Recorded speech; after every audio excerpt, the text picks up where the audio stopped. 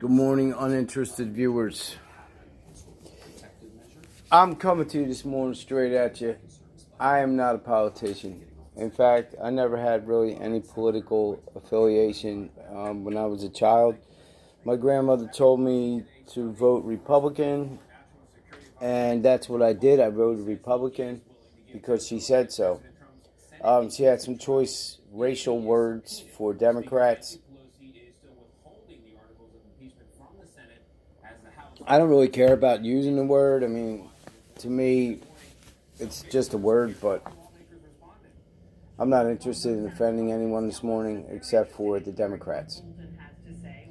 Because regardless of what happened, they're demanding information on why Donald Trump did what he did. Let's review. Let's review why Donald Trump did what he did.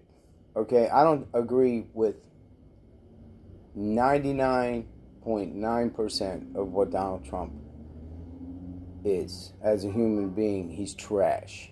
Okay, he's not a good person. But at least he had the balls to act. Iran has been blowing up, causing untold,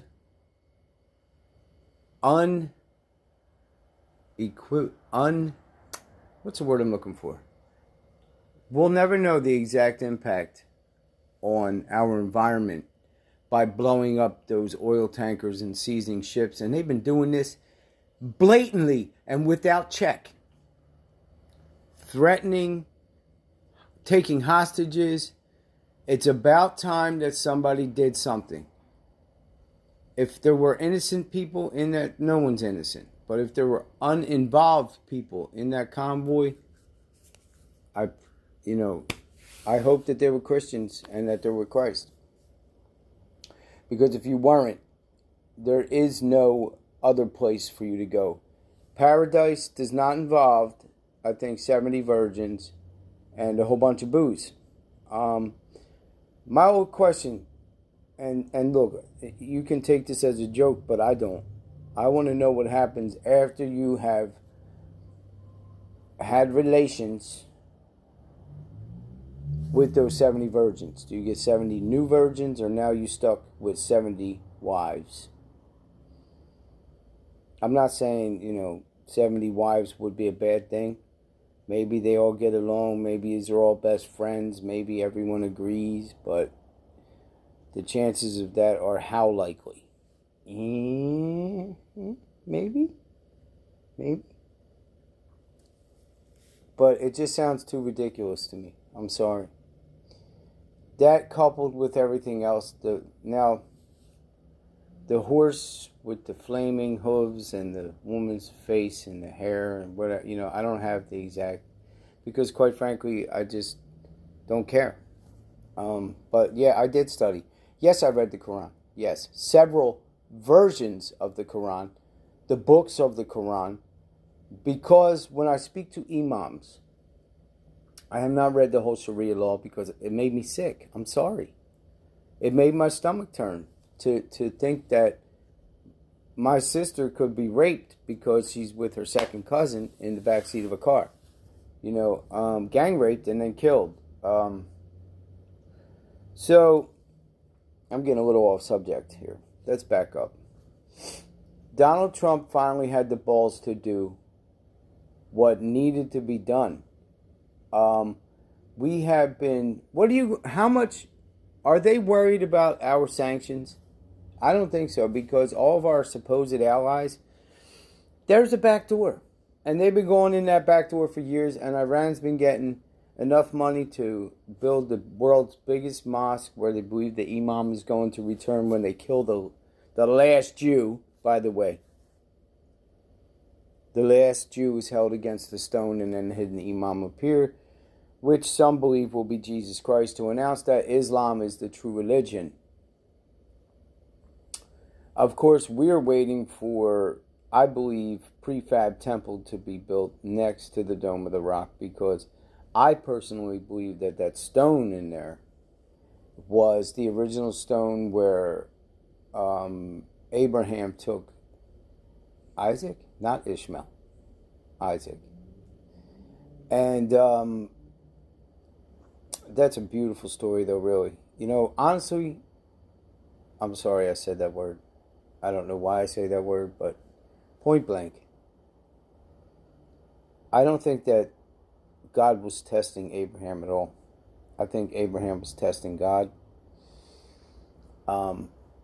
Abraham went to the mountain. Abraham brought the fire. Abraham put the wood on his son's shoulders. Abraham tied up his son and lifted the knife. He knew what was going to happen. He knew that Yah wasn't going to take his son because he had promised to deliver Israel through his son. How's he going to take him out? No, Abraham tested God.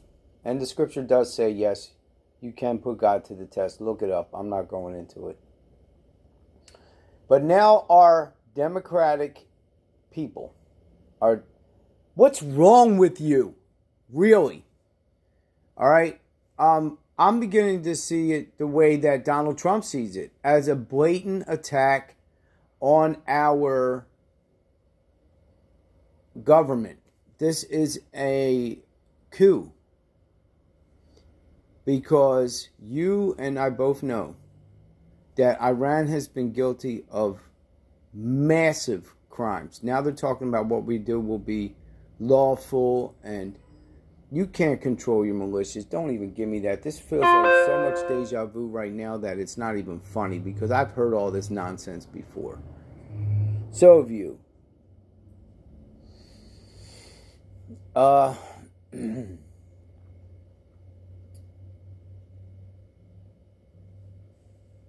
It's about time that someone did something, because they do whatever they want to do.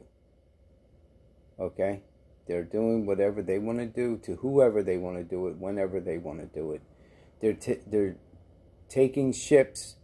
They're blowing up oil fields. What has to happen before we finally say enough is enough? Because they have sworn Israel's destruction.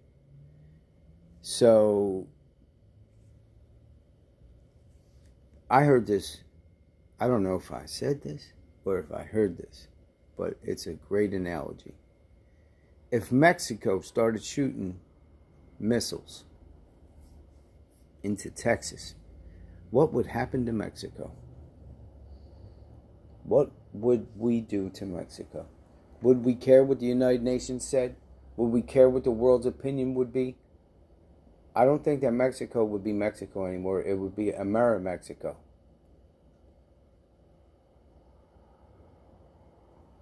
I'm not attacking the Mexican people. I'm just using that as an example. What about Canada? What if Canada started lobbing missiles over Lake Michigan? What would happen?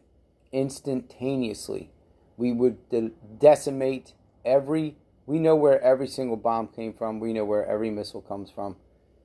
There's nothing that happens anymore that can't be tracked. Israel has every... I don't know if it's called the Iron Dome. My brain is a little... I have not gotten high, so this is not high and preach. This is actually not high and preach. But you can't fire a missile from the Gaza Strip without Israel knowing exactly what house it came from. And besides, and look, beyond that, quite frankly, these people really don't have a choice, because you got a bunch of assholes come kick your door in talking about we're going to go up on your roof and start shooting missiles off of your house. You ain't got a choice. Or you're dead. That's their religious belief. Okay? That's the kind of people that are trying to take charge of our world. And I saw a special about a lot of people here that believe that Sharia law should be in effect here. It can't happen. If that were to go down, we would have an instantaneous rebellion in this country. The people just wouldn't stand for it, because, quite frankly, if you look at it, if you don't know what the Sharia law is, and you're like, okay, great, Islam and all that, and look it up. Look it up. and see what would happen to your girlfriend if she disobeyed any of the rules, or your mother, or your sister, or your aunt, or your cousin, or whatever, your daughter.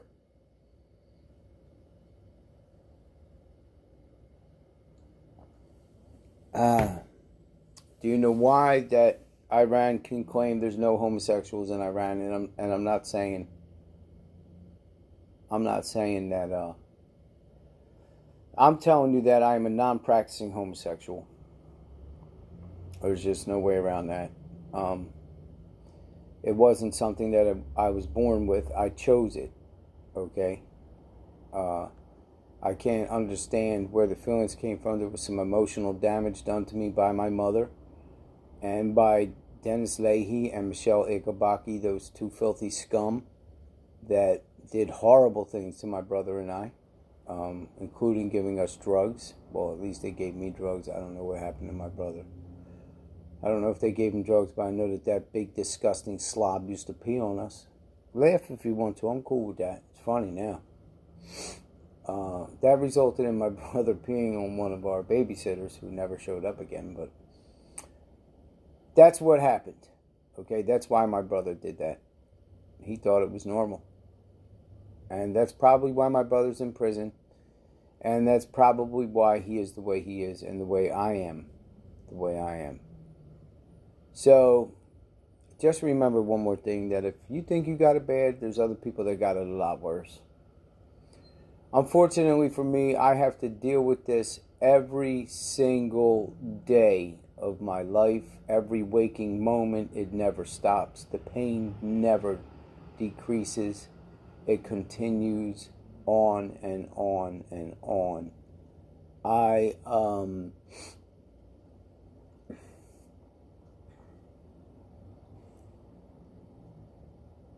absolutely positively live with the sexual abuse.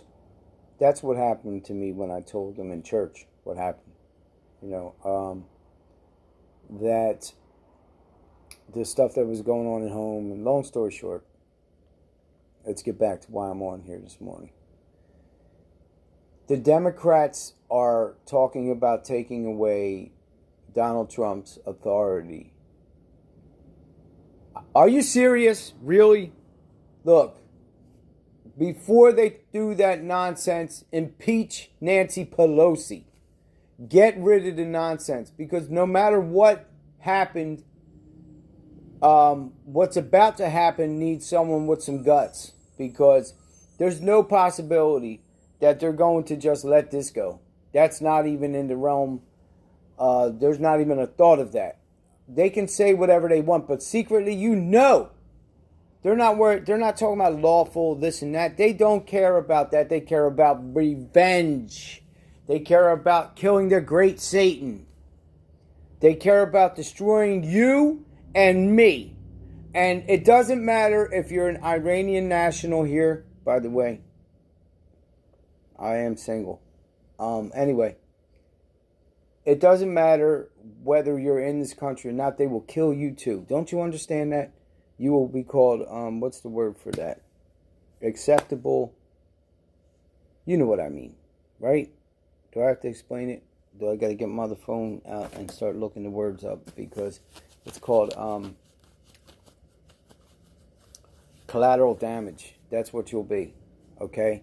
You should be furious. You absolutely have the right to be as angry as anyone else whose homeland is attacked. But please, logistically, think this through. Think it through. Because when you look at the bottom line, that man is responsible for untold atrocities, as is our government. I'm not saying that we're innocent. Please don't think that. But I know one thing for sure, that violence will only bring violence. And that's it. And if they had the opportunity, they would wipe you out with us. Because you're here. They don't care about you. They don't care about their own people. They say there's no homosexuals because they kill the homosexuals. They kill them. Okay? If you're caught in Iran and you're gay, you're dead. So protest that if you want to protest something. By no means, please don't think that I am seeking to justify what happened. Because murder is murder. It doesn't matter whether or not it's justified. It's murder. But this has been coming for years and years and years. You know, let me get the name right. Ahmadinejad, right? That's his name. He was standing there with his machine gun with the hooded hostages. And then he was president of Iran, and we allowed him to come to our country and stay at the Ritz-Carlton. Are you serious? Come on, man. We put up with the garbage for so long, it's about time that something happened. And it was only a matter of time that something was going to happen. So, like it or not, it is what it is. You can pray for those souls. I don't, it can't hurt. It can't hurt. I pray for souls that are who I believe are lost. But please don't think for a second that I'm trying to justify what happened, because I'm not.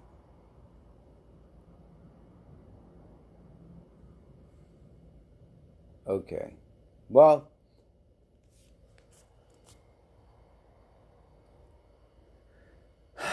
look, the world is ending.